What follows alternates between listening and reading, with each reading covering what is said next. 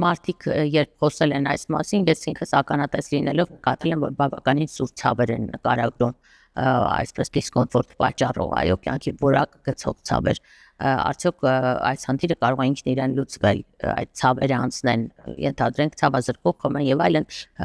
եւ այսպիսով հաշտվեն այս վիճակի հետ։ Ցավազրկողները միանշանակ կարող են օգնել, քանի որ հենց ցավի պատճառը բորբոքումն է, իսկ բորբոքման դեմ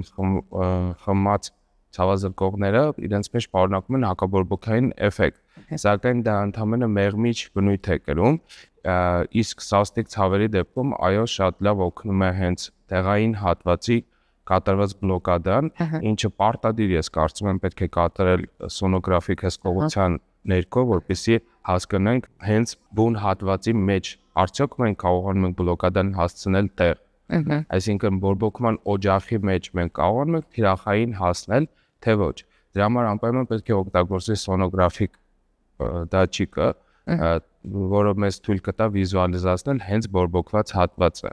Սաստիկ ցավերի դեպքում պարտադիր պետք է անել բլոկադա, ինչը մեզ կարողանա